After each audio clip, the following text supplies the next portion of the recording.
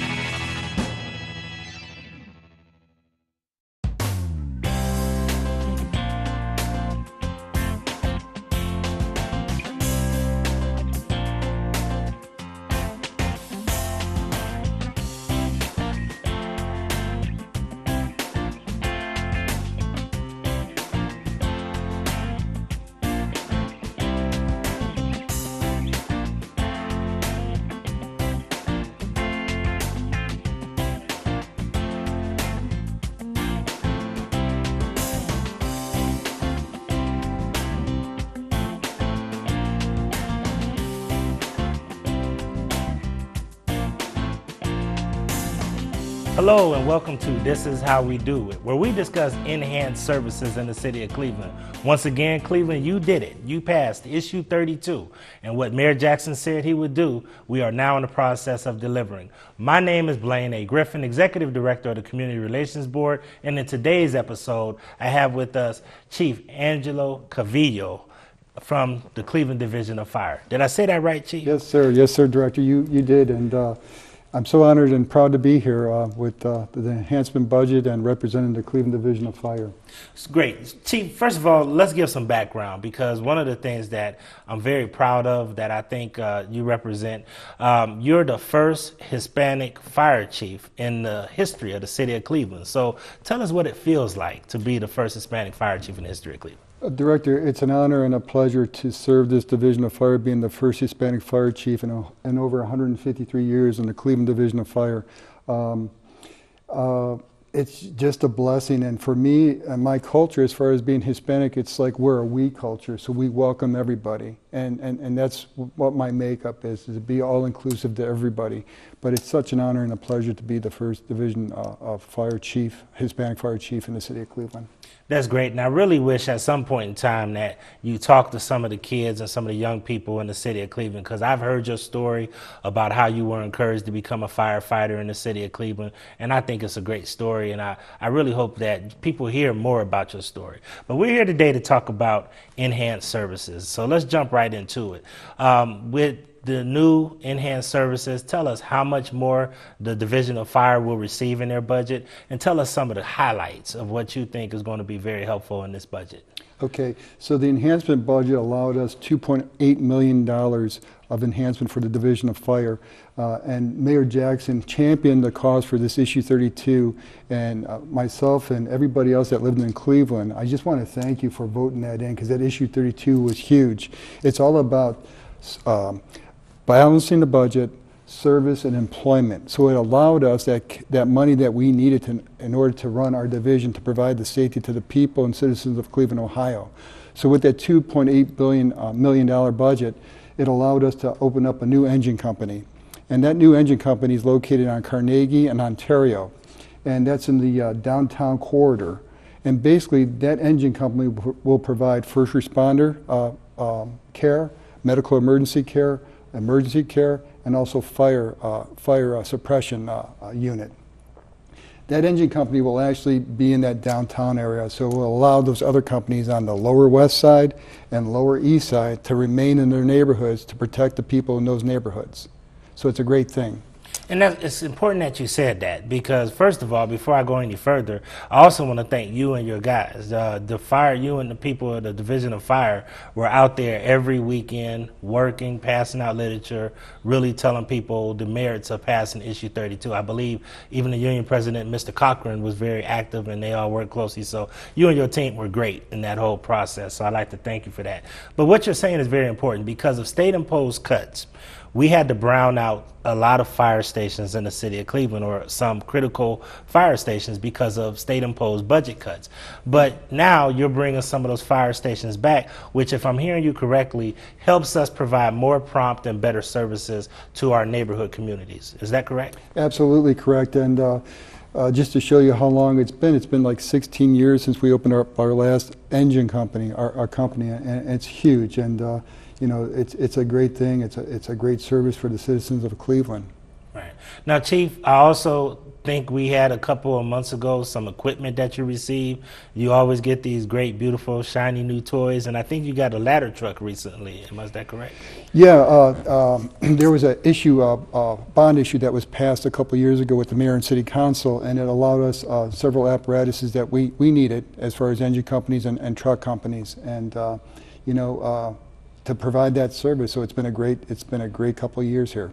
That's great. And you're also getting more equipment. So you're also getting bulletproof vests. I know that there's a more appropriate name for them, but you're getting, I believe, bulletproof vests to help your team. Absolutely. They're ballistic vests, and they're tactical ballistic vests. So with this enhancement budget, not only did it allow us a new engine company, ballistic vest, and also 5 civilian positions. But getting back to the ballistic vests, those vests are in every engine, every truck, every rescue squad, and also our battalion chiefs.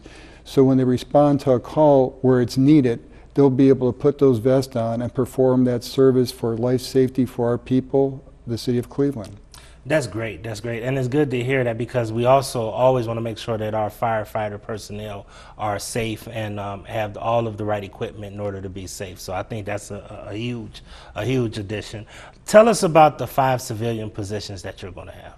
Okay, so within the Division of Fire, we actually, with this enhancement budget, it allowed us 5 civilian positions.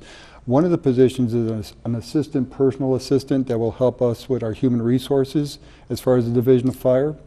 And then the 4 other positions are chief of clerk positions. Now those 4 clerks will be assigned to my command staff. One will be assigned to the executive officer and his responsibilities as far as what that division does, as far as like with executive officer. Another one will be under the chief of staff. A 3rd one will be under the chief of operations. And the 4th one will be at the fire training academy. Well, we're right on the cusp of getting an accredited fire training academy, and that chief clerk will help out tremendously in that position and the other 3 positions within the division to make it a better, more efficient, more effective division. That's great. That's great. And Chief, recently you had a test, or you had an application test that you basically put out, and you really, in my opinion, I think made a very great effort, a concerted effort to really try to recruit minorities and women. Tell us about this recruitment that you just really embarked upon. Right, it was all hands on deck and everybody helped out. And basically what we did was we reached out with Radio 1 to get that message out on the urban radio channels, the gospel channels, and also we did some videos that we got on our Cleveland Fire Twitter page to reach out to the people and let them know that, you know what, we need diversity. For me as the Chief Division of Fire, I believe we're a stronger division with more diversity. Females, African Americans, and Hispanics. That makes a better department. Why? Because then you get different lenses from everybody to make it a stronger division. That's what I want, and that's my goal. That's great, Chief, and I think you did a great job with that. My son actually took the test, and I hope one day he gets to really work with your department. Chief, I will tell you that a lot of people want to know, when they talk about these enhanced services, how will this affect their quality of life on a day-to-day basis? Does this help them have better response times? How do you envision this helping just the average citizen, everyday citizen? Right. Well, we pride ourselves on a really good response time, the Division of Fire, and we'll be anywhere from like 4 to 6.5 minutes to 7 minutes within that time frame. So we're always priding ourselves to make that call to make that call on time and to work very efficiently and effectively. When a person picks up that phone to call 911 and they're calling for their house on fire or a medical emergency or first responder, it's the worst day of their lives. And we take it serious. And we get on that apparatus as soon as we can to respond to those locations to provide that service. This enhancement budget has provided another engine company to provide those services to the people, to provide the protection with first responder, emergency calls, fires. We're going to be able to provide a more better enhanced safety with the Division of Fire with this additional company. That's great. And Chief, what about some of the proactive services that your division provides? I know that you've done a lot with smoke detectors and other type of proactive measures that your group has worked closely with. Tell us how will this help us with the public education side that you're trying to do to try to prevent some of these tragic fires from taking place? Absolutely. So our Fire Prevention Bureau that falls under the Chief of Staff, the Fire Prevention Bureau and also public education, they'll actually go out to every resident that needs a smoke detector, and we work in conjunction with the American Red Cross, and all they have to do is call the number to actually get a free smoke detector. And these smoke detectors now have a 10-year lithium battery, so there's no need for replacement every year if they get the new smoke detector. So that program's in place, and the Red Cross started with the Cleveland Division of Fire, and now they're working nationally to every other fire department. It's been so successful. So we've got the resources. We're going out there, and anytime we catch a fire in a location, the Fire Prevention Bureau, Chief of Staff, and the public education people will actually go out and comb that neighborhood to make sure that everyone has a smoke detector. Because the sad truth is, a lot of times when these tragedies happen, they didn't have a working smoke detector, or they didn't have that battery in that smoke detector. So it's there, it saves lives, and you should have a working smoke detector on every level of your home. And Chief, one of the more popular programs that you have, you guys always had the smoke houses that went out to the neighborhood fairs. Those are a big hit. Are you still going to do some of those visits to the neighborhoods to, teach kids and teach young people about fire safety? Oh, absolutely. For me, the Chief Division of Fire, I want to be out in the community because they're our stakeholders and they're our most valuable resource. So what we have is we have 3 smoke detectors, and with our public education people, they're going to go out there and make sure that we go out to these venues to educate the young people as far as, if your kitchen catches fire, how do you get out? Getting to a central location to make sure that all your sisters and brothers and your family members are there. And if not, once the fire department gets on scene, they'll say, is everybody out of the house? No, we're missing my brother. Okay, where's the location? Up on the 2nd floor. Then we're going to go in and rescue that person. So we're going out there with those smoke trailers. We're talking about, working on an escape plan, working on a central location where we can find you somewhere outside of the house. Get out of that house. Don't go in for your pet. Just get out of the house and we'll take care of it. We'll rescue you. And we're always going out in the communities to educate. And I believe, that's one of our great tools, and that's what we do. That's great, Chief. Chief, as we begin to wrap it up and as we begin to close up, what else can the community expect? What other highlights that you can tell the community about around enhanced services? And then I also want you to tell us, Chief, from your perspective, what type of firefighter that you're looking for, so that as a young person aspiring to be a firefighter like yourself, what kind of qualities and what kind of things are you looking for? Okay, so what I'm looking for as far as a firefighter is somebody that wants to take care of the people. Okay, you've got to be a people person. Somebody who wants to help. It's always been in my nature that if somebody needs help, I'm there for you. If you need a meal or whatever, you need friendship or you need encouragement. That's always been my mantra, to be that way, and that's what I expect in our division. A people person. Really having people skills to deal with, to work with people. It's just a great career, and that's what we're looking for. Right. And you said with enhanced services, people can just expect just more quality service that you're already providing for the Division of Fire. Yeah, more quality service, more community outreach, more fire prevention. Response times are there, but now we've got the downtown area to keep those other engine companies and truck companies within their neighborhood to provide the care. So it's really good. It's a great time that we've increased our our resources, and it's been just a pleasure and honor to work for the City of Cleveland Division of Fire. That's great, Chief. Anything else you want to add before we close out? Just like I said, if if you don't have a smoke alarm, please, contact us. Contact us, and we'll make sure we get those smoke detectors in.